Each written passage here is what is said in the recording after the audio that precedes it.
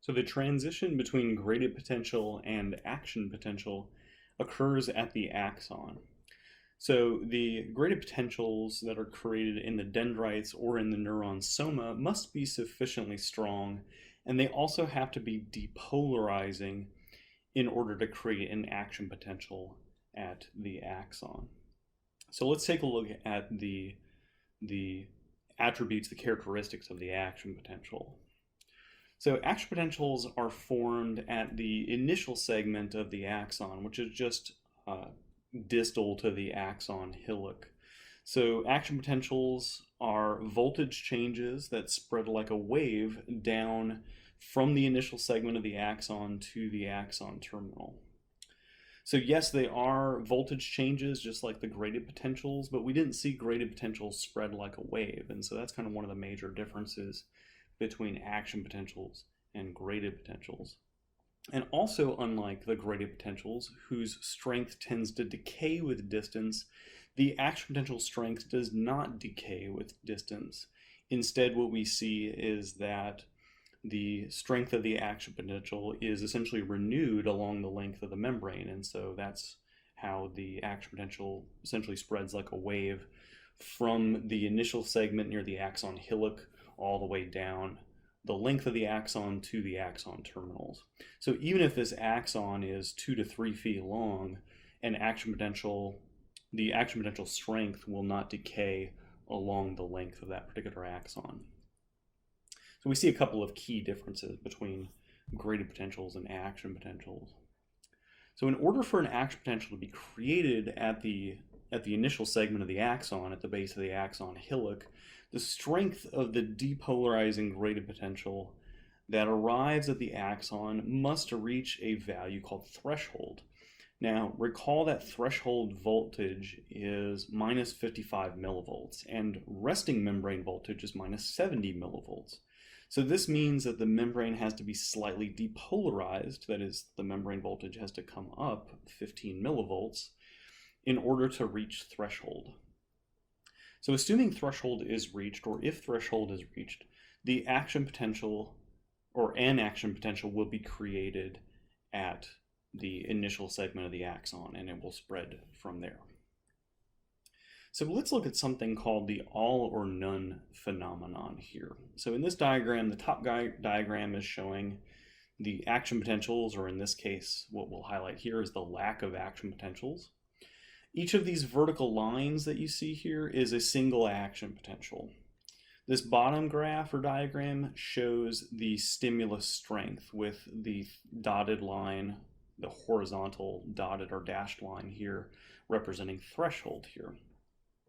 So what we're seeing in this first part is that if the stimulus is not strong enough to reach threshold, that is, we do have a stimulus, but it doesn't climb above our threshold value here, an action potential will not be created. So if we were stimulating this neuron and we had a voltage probe or a voltage meter connected to the axon, we would see that this sub-threshold stimulus, that is, this stimulus that doesn't quite reach our threshold value, will not create a single action potential in the axon.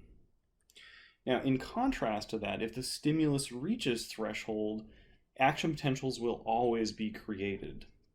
So the stimulus in the middle here and the stimulus on the right, you can see both go above this threshold value here. So the action potentials that are created from both of these stimuli all have the same magnitude, so that as they reach their peak of about plus 30 millivolts here, so they rise to the same voltage and drop back down. There is a little bit of an overshoot as when the action potential is ending, the voltage of the action potential briefly overshoots resting membrane voltage, and then it comes back to resting membrane voltage. But you see that the maximum value, or the maximum voltage reached by all of these action potentials, is the same. So the major difference between these two stimuli here is that the stronger a stimulus is, so the strong stimulus that is on the right here, the more action potentials will be created because we have more vertical lines here. So notice that the stimulus in the middle here just barely goes above threshold. So it does reach threshold, but just barely. And it creates a few action potentials here. So it created 4 action potentials here. The stimulus on the right goes far above threshold, and we see that it creates lots of action potentials. So even though those action potentials all have the same magnitude, the stronger stimulus will create more action potentials in that axon. So during the action potential, the voltage changes over time at a given point within the axon. So if we were to take a small voltage probe and measure the voltage changes that are occurring in that small part of the axon, we would get this graph here. So if we put this small voltage probe in that tiny part of the axon, the tracing of the voltage change as the action potential passed by that segment would look like this graph in the diagram here. So as you can see, the action potential has three phases. It has the depolarization phase, which is when the voltage rises from threshold here, this horizontal dashed line here. So when the voltage rises from threshold to its peak of plus 30 millivolts. So this is the initial uphill segment of the graph here, and that represents the depolarization phase of our action potential. The second phase here is the repolarization phase, and this is where the voltage falls from a peak voltage of plus 30 millivolts back down to rest at about minus 70 millivolts here. So this represents, the repolarization phase represents the downhill segment of the graph here. And the last phase is the hyperpolarization phase, in which the voltage, you can see, briefly overshoots. So here's our minus 70 millivolts right here, this solid white horizontal line here. And you can see that during the hyperpolarization phase, the voltage briefly overshoots the resting membrane voltage. And hyperpolarization ends when the voltage kind of slowly climbs back up to resting membrane voltage. And you can see that the number 1 on this graph here represents the resting state or resting membrane voltage.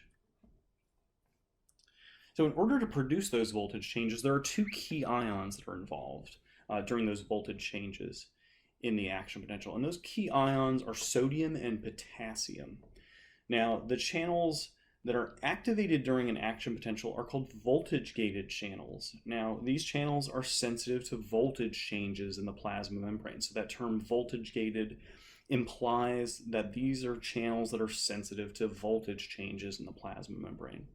So this is why action potentials begin when a graded potential reaches threshold, or when another action potential in an upstream region or in a region up the axon can create a new action potential, because the voltage-gated sodium channels are activated when a graded potential reaches threshold, or when another action potential is making its way down the axon. It will cause the opening of these voltage-gated sodium channels.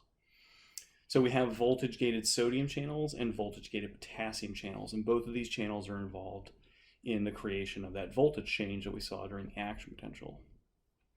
So let's look at the channels here for a second. The voltage-gated sodium channels have three states or three configurations. They have the closed configuration or state, the open configuration, and the inactive configuration or inactive state. So the closed configuration is where the activation gates, that is these little doorways, if you will, are closed, and this means that sodium cannot enter the cell through the channel. The open configuration is where these activation gates have moved and the channel is open, and so sodium can enter the cell. These activation gates that you see on the side of the channel here are opened by changes in membrane potential, so that is another action potential nearby, or from an excitatory postsynaptic potential, which is a depolarizing graded potential, will open these. Finally, the inactive configuration is a state in which the channel is briefly inactivated, essentially by this little plug-shaped structure here. And what this inactivation state does is this means that another action potential cannot begin until this one ends. So during inactivation, any stimulus, no matter how strong it is, will not cause this channel to open again until this channel has reset back to the closed configuration.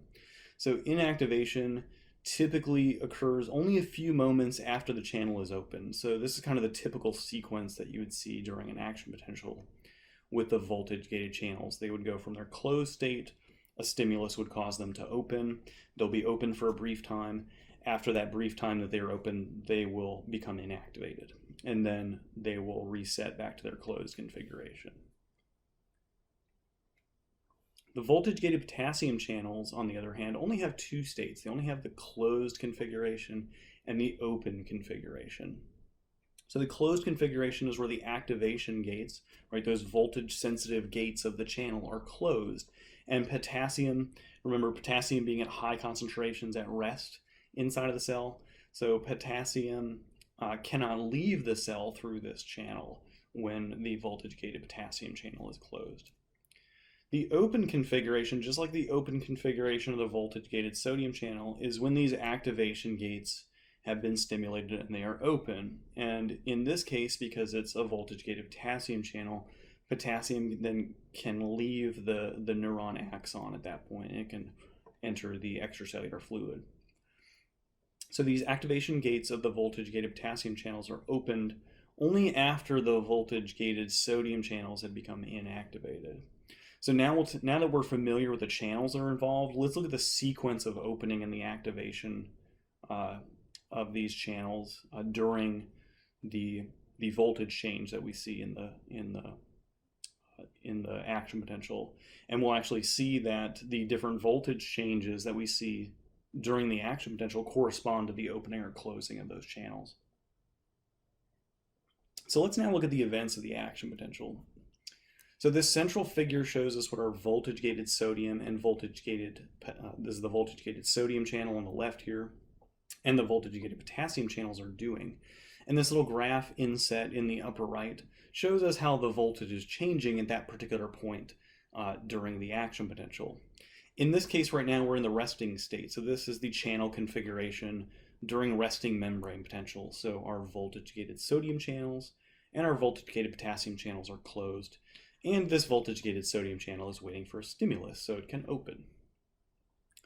So the next phase during the depolarization phase of the action potential is when the voltage-gated sodium channels are opened. So that is, their activation gates are opened by a stimulus, and that allows sodium to enter our cell. So this allows sodium to enter the cell, and our voltage rises towards zero, right? That is, this part of the axon is depolarizing, because anytime we have voltage rising from negative resting membrane voltage up towards zero, that's a depolarization.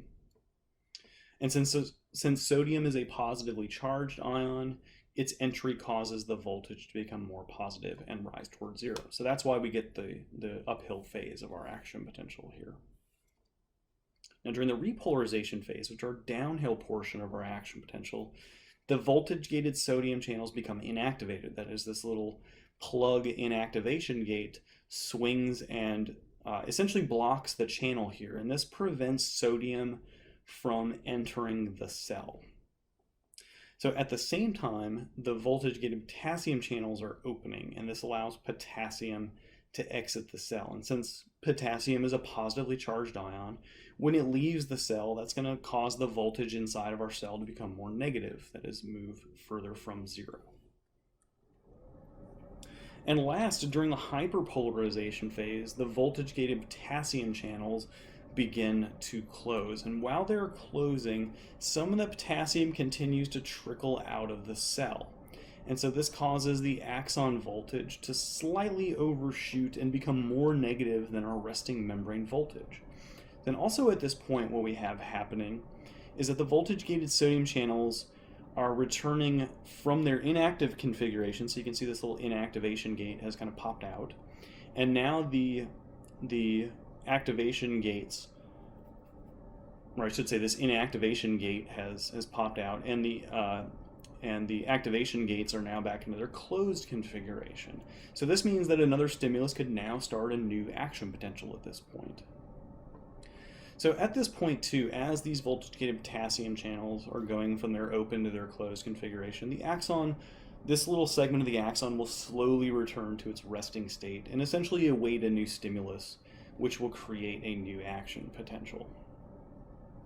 So as we wrap up the events of the action potential, let's look at the two refractory periods during the action potential. The first is the absolute refractory period, and this is the period during the action potential when the neuron is unable to generate a new action potential. So that is essentially this one has to finish before another one can start. And during the absolute refractory period, the neuron cannot generate a new action potential no matter how strong the stimulus is. So you can apply the strongest stimulus to this neuron during the absolute refractory period and it will not create a new action potential. And this is because the neuron is already generating an action potential, so a new one cannot occur right on top of it, so they can't stack on top of one another. So what this does is this actually is a way to ensure the spread of the action potential from the initial segment of the axon at the axon hillock down to the axon terminal. So we want the action potential to spread like a wave in one direction from the axon hillock down to the axon terminals.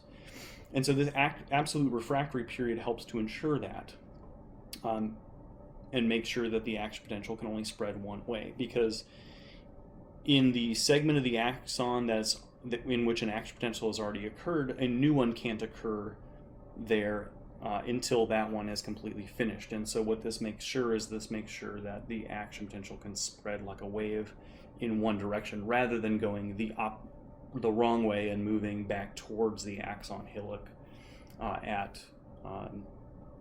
or I should say up towards the axon hillock there.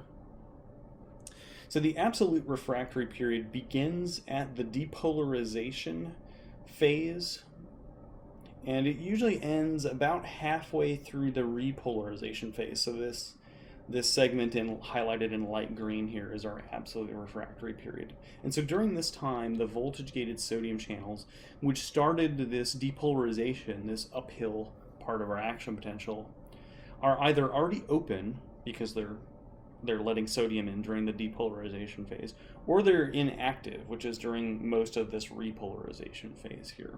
So because these channels are either already open or they're inactivated, a new stimulus will not cause them to open again.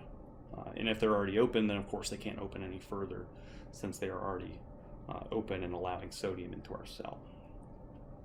Now, the relative refractory period is the last of our refractory periods, and this is a time during the end of the action potential when a new action potential could start, since this action potential that we're seeing right here is ending.